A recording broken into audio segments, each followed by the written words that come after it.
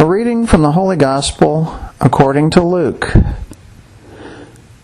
When the days were completed for their purification according to the law of Moses, they took him up to Jerusalem to present him to the Lord. When they had fulfilled all the prescriptions of the law of the Lord, they returned to Galilee, to their own town of Nazareth. The child grew and became strong, filled with wisdom, and the favor of God was upon him. The Gospel of the Lord. In 1984, I became a father. My first daughter was born into the world, and that same year, a new slogan began to appear in the rear windows of a lot of cars, and the slogan read, "Baby on board." And I guess it was a reminder for people to drive safely that there was a baby in the car.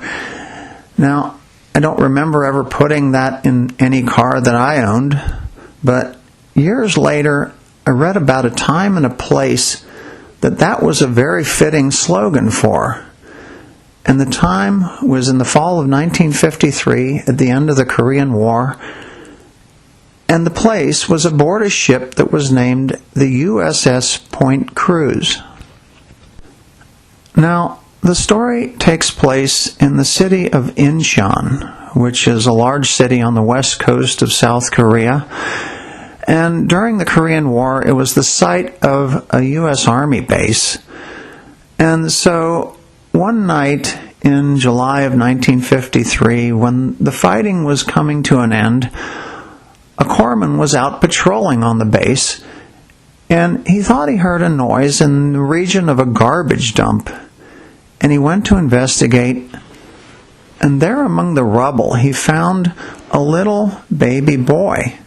He was just a few days old, and it looked like he had been abandoned at the dump. And the baby was in bad shape. He was covered with filth, and he was dehydrated, and he had a rash on his skin. And so very carefully the corpsman picked up the baby and brought him inside. And the baby ended up at an orphanage at Incheon. It was the Star of the Sea orphanage, and it was run by a Sister Philomena, an Irish nun. And she took the baby in, but she was worried because he was so little and frail.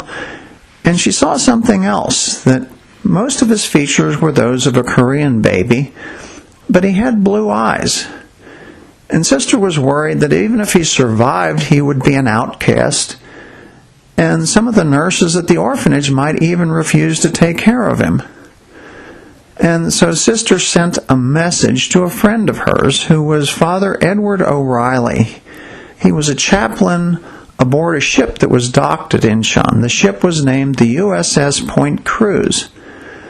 And so Father O'Reilly got the message, and he came ashore with some supplies for Sister in the orphanage, and he saw the baby. And then he went back to the ship, and he reported what he had seen to his captain, who was named John Hayward.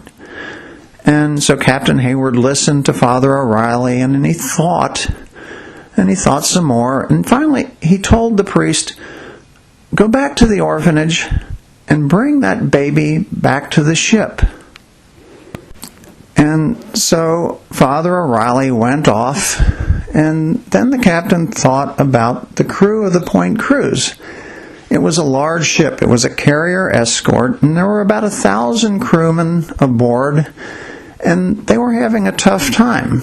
Originally, they thought they would be going home in July of 53 when the fighting ended, but they got a mission to help out with prisoner exchanges, and now it looked like they wouldn't get home till the end of the year. And so they were a bit demoralized, and they were homesick.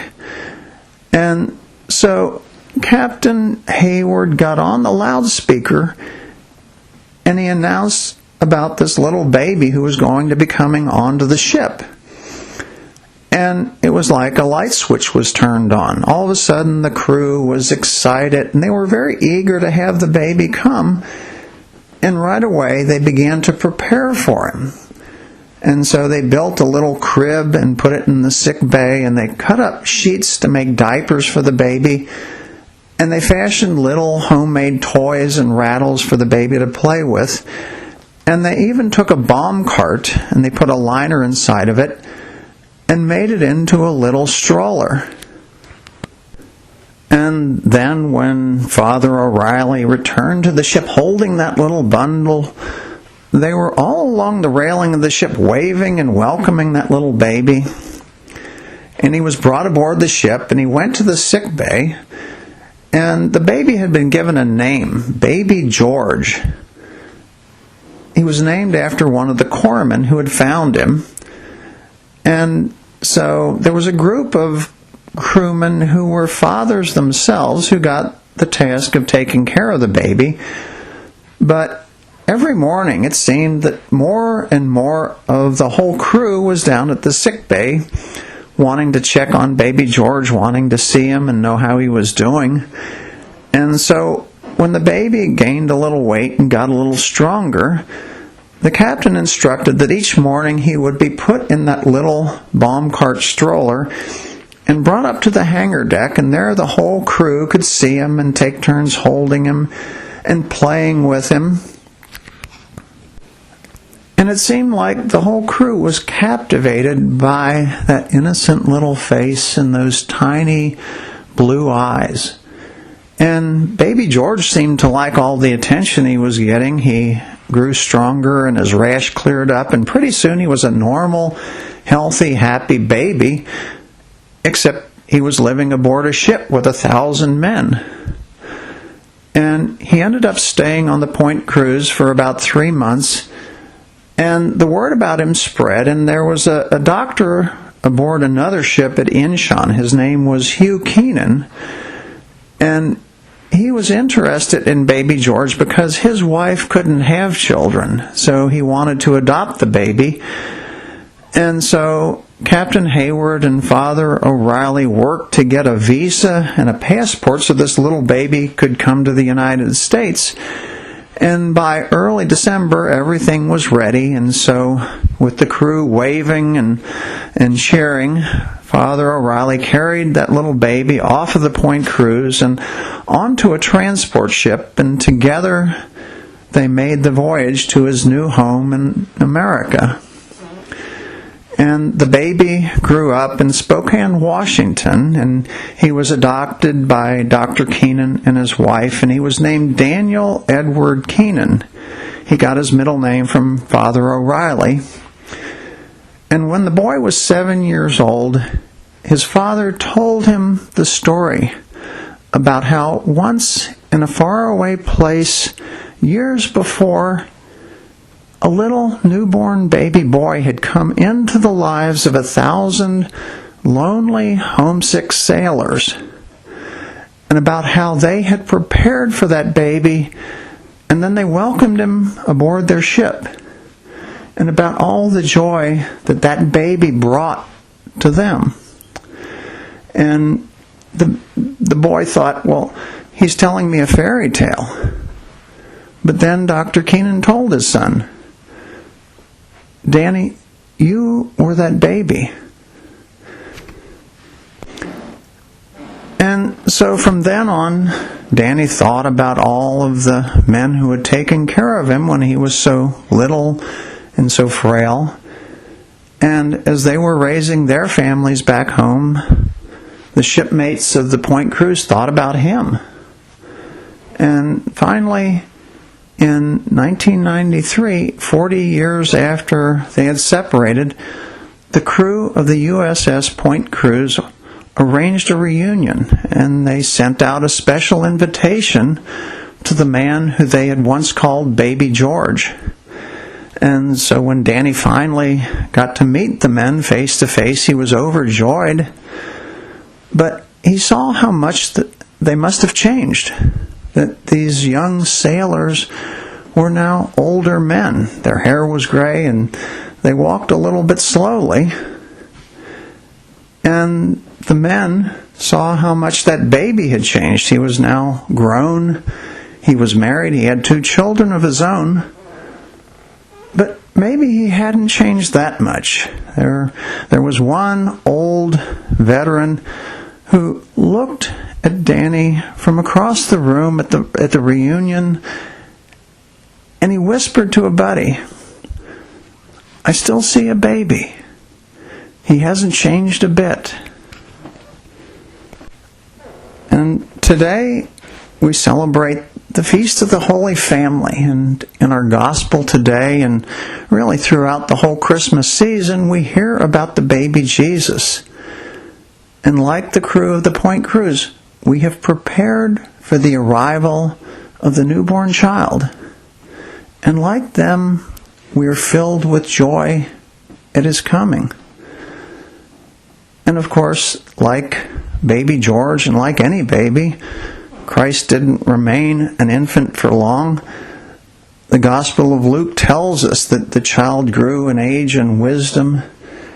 And throughout the coming liturgical year, we will hear about the mission of Christ, his ministry, his great miracles, and then his passion, his suffering, his death, and his resurrection. And so as we go through the year and we hear about the power of Christ and the suffering of Christ, and then the glory of Christ, we should also keep in mind the innocence of Christ. Throughout the year and forever, the spotless Lamb who brings joy to all who receive him. And as we celebrate this blessed feast of the Holy Family, we can also remember and celebrate the joy and the innocence that have come into our families. And for my wife and I, that means we remember back to 1984 when that slogan first came into use, and our first baby came on board with us. And for those of us who have been blessed with children, we watch them grow up and get into all kinds of predicaments, and then they might move away and they might get married and have children of their own. And regardless of all those things, and regardless of how long ago they came into our lives, we can still look upon them the way that old veteran looked at Danny from across the room at the reunion. And we can see in them the image that we celebrate this season, the image of innocence, the image of the child. And then, when we gaze into the eyes of our children, we can feel the joy of the season in a very special way. And we might even end up whispering to ourselves, "I still see my baby. She hasn't changed a bit.